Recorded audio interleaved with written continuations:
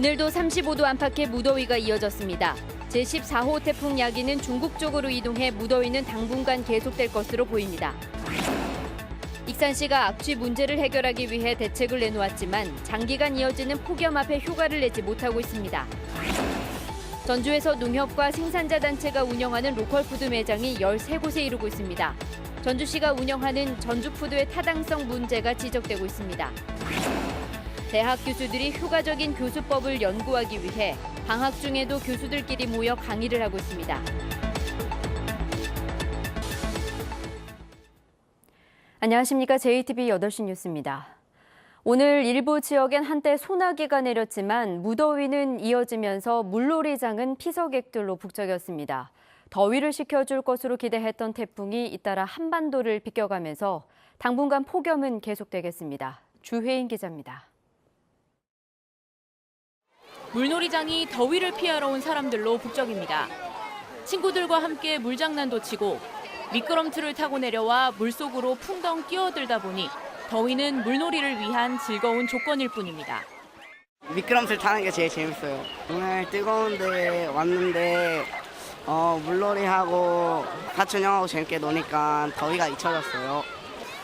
머리 위에서 쏟아지는 물을 온몸으로 맞는 순간 짜릿한 느낌에 더위는 물러갑니다. 아빠가 끌어주는 튜브를 타고 물놀이를 즐기는 아이들. 요즘같이 더운 날 집 근처 물놀이장은 최고의 피서지입니다. 저렴하고 시설이 잘 돼 있어가지고요. 더울 때마다 여름에는 자주 이용하는 편입니다. 오늘 군산, 익산 등 일부 지역에는 오후 한때 소나기가 내렸지만 양은 5mm 미만으로 더위를 식히기엔 역부족이었습니다. 한낮에는 전주와 완주의 기온이 36도까지 오르는 등 35도 안팎의 무더위가 이어졌습니다. 제14호 태풍 야기는 어제보다 조금 더 서쪽으로 방향을 틀어 중국 상하이 쪽으로 이동하고 있습니다. 하지만 태풍의 간접적인 영향으로 이곳 서해안에는 바람이 강하게 불고 서해 먼바다에는 최고 3m의 높은 파도가 일었습니다. 일본 가고시마 방향으로 이동 중인 제15호 태풍 리피 역시 한반도에 영향을 미치지 못할 것으로 예상돼 당분간 무더위는 계속될 것으로 보입니다. JTBC 뉴스 주혜인입니다. 익산 시민들이 때를 가리지 않고 발생하는 악취 때문에 큰 고통을 겪고 있는데요. 익산시는 악취 문제를 해결하겠다며 다양한 대책을 내놓았지만 개선되지 않고 있습니다. 김진형 기자의 보도입니다. 익산 국가산단 인근의 아파트 단지입니다. 주민들은 폭염에도 문을 열어놓지 못하는 등 고통을 겪고 있습니다. 잠을 잘 수가 없어요. 막 이 속이 막 미식미식해지고 막 어떤 때는 막 머리가 막 띵하게 막 어지러워지고 진짜 막 너무너무 답답하고 너무너무 정말 화가 나요. 익산시는 지난 2013년부터 악취 문제를 해결하기 위해 다양한 대책을 내놓았습니다. 익산 국가 1, 2 산단과 왕궁 축산단지를 악취 관리 지역으로 지정해 단속을 강화했고 악취 상황실과 주민 모니터링단을 운영해 24시간 감시하고 있습니다. 지난해에는 쪽집게 단속을 한다며 악취 지도까지 만들었습니다. 그러나 익산시의 악취 저감 대책에도 불구하고 악취 문제는 눈에 띄게 개선되지 않고 있습니다. 2015년 악취 관련 민원은 249건, 2016년 175건, 2017년에는 188건이 발생했습니다. 올해는 지난달부터 악취 민원이 폭증하고 있습니다.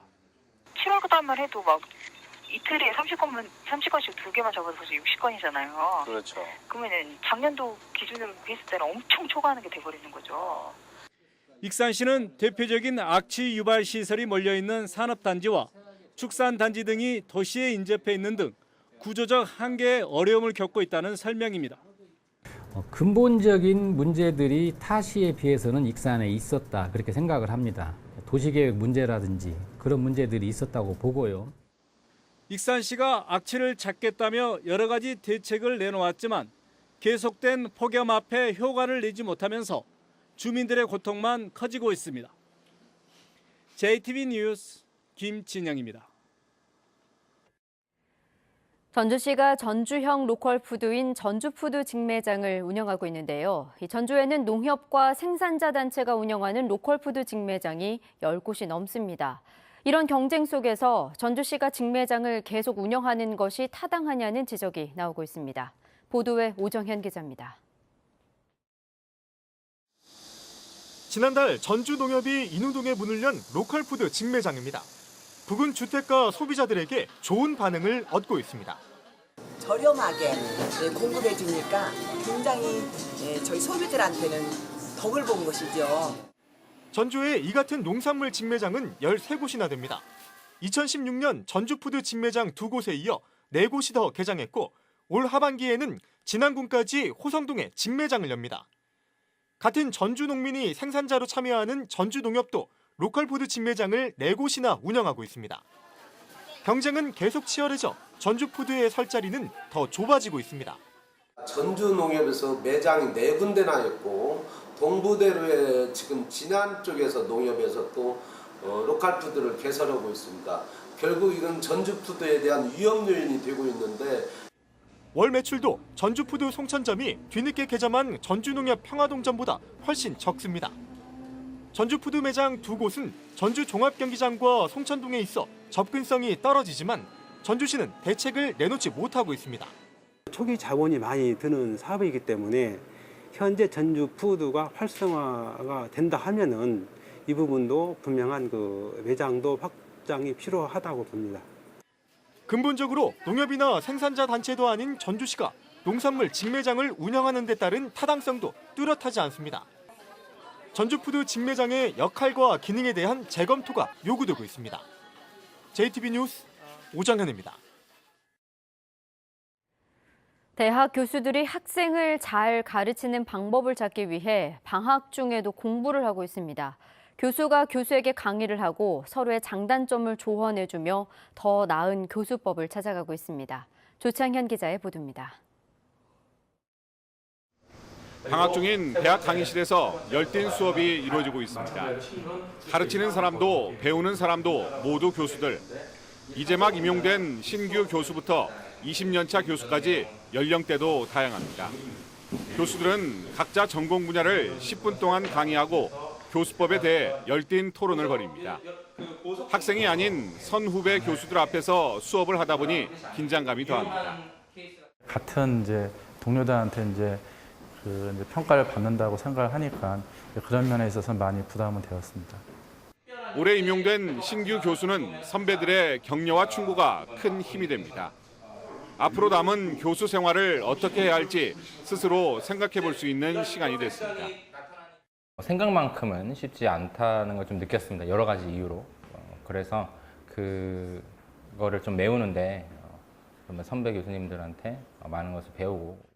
선배 교수는 후배들의 강의를 들으며 자칫 나태해질 수 있는 자신을 되돌아볼 수 있는 기회가 됐습니다. 이런 자리에 또 사회자로서 앉아서 이렇게 보고 저 역시도 또 배우고 또 마음의 각성을 하게 되는 그런 좋은 기회라고 생각합니다. 전북대는 이 밖에도 외부 강사를 초청해 다양한 주제의 교수법 특강을 개최하는데 방학 중에도 수십 명의 교수들이 참여했습니다. 폭염 속에도 어떻게 하면 학생을 더 잘 가르칠 수 있을지 고민하는 교수들의 열정이 대학 발전의 밑거름이 되고 있습니다. JTB 뉴스 조창인입니다. 완주군이 2학기 개학과 함께 학생들을 위한 통학택시 운행을 재개합니다. 지난해도 청년몰이 들어설 예정이어서 일자리 창출에 도움이 될 것으로 보입니다. 나금동 기자입니다. 완주군이 여름방학으로 중단됐던 통학택시 운행을 내일부터 재개합니다. 대상 학생은 통학거리가 편도로 2km가 넘고 버스 이용이 불편한 중고생 120여 명입니다. 통학택시는 이용자가 1,000원만 부담하면 나머지 요금은 군이 보조하는 방식입니다. 교육 환경이 열악한 지역 학생들에게 교통복지 혜택을 제공하고 수요 감소로 어려움을 겪는 지역 택시 사업자의 경영 개선에도 도움이 되길 바랍니다. 지난 고원시장의 청년센터와 문화의 거리, 세계음식 푸드코트로 구성된 청년몰이 조성됩니다. 진안군은 중소벤처기업부 공모에 선정된 청년몰을 동북권 최고의 시장으로 육성해서 일자리 창출에 힘쓴다는 계획입니다. 청년들이 안정적인 수입을 보장받을 수 있도록 시스템을 갖추어 청년들이 지난해 잘 정착할 수 있도록 하겠습니다. 임실군 옥수수 농작업대 횡단의 수확 면적이 지난해보다 64% 증가한 110헥타르에 이르는 것으로 나타났습니다. 임실군은 조사료용 옥수수 농작업 대행이 지역 명품 한우 육성에 도움이 된다고 보고 작업 면적을 500헥타르까지 늘릴 계획입니다. 폭염으로 가격 하락과 판매난의 이중고를 겪고 있는 아로니아 농가를 위해 자치단체까지 나섰습니다. 순창구는 오는 19일까지 서울 양재 하나로 유통센터에서 순창조합 공동법인과 아로니아 판촉 행사를 진행합니다. JTB 뉴스 나금동입니다. 구도심을 개발하는 도시재생 뉴딜 사업이 다음 달부터 본격적으로 추진됩니다.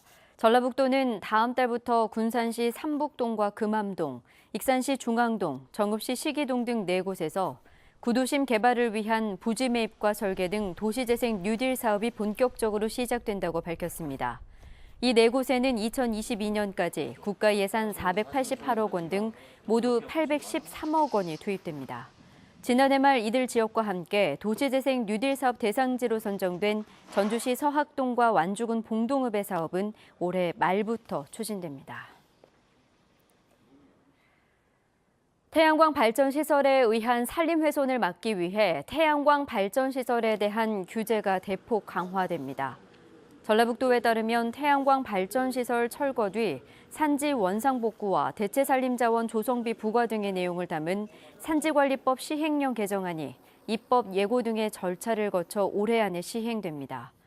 전북에서 태양광 발전 시설 설치를 위한 산지 전용 허가 건수는 지난 2015년 85건에서 2016년 120건, 지난해 789건으로 급증했습니다.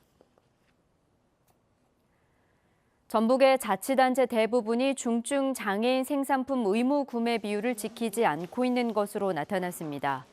지난 2008년에 제정된 중증 장애인 생산품 우선 구매 특별법에 따라 각 자치단체는 구매 물품의 1% 이상을 중증 장애인 생산품으로 구입해야 하지만 지난해 전북에서 이를 지킨 자치단체는 익산시 한 곳밖에 없었습니다. 나머지 자치단체의 구매 비율을 살펴보면 완주군이 0.27%로 가장 낮았고 임실군이 0.32%, 전라북도와 장수군, 고창군이 0.35%였습니다. 더불어민주당 전북도당이 전북군산경제특별위원회를 구성했습니다. 민주당은 군산현대중공업과 지임 군산공장의 폐쇄로 전북과 군산 경제가 큰 어려움에 처했다며 지역 여론을 수렴하고 중앙부처나 기관과의 연계를 강화하기 위해 특위를 구성했다고 밝혔습니다. 안호영 민주당 도당위원장은 특별위원회를 통해 지역 경제 회생 방안을 마련하고 정부 여당의 협력을 이끌어내는 데 힘을 모으겠다고 말했습니다. 전북교육청이 학생 수 감소에 따라 내년 고등학교의 신입생 학급당 학생 수를 하향 조정했습니다.